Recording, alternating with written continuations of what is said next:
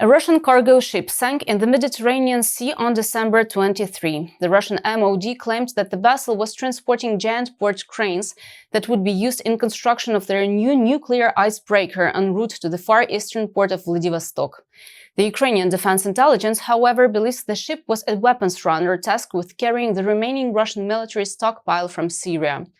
El Español broke the story in the early morning on Tuesday. The Spanish newspaper stated that the Russian merchant ship Ursa Major sank in international waters between the Spanish city of Murcia and the Algerian Oran on Monday after an explosion occurred in its engine room.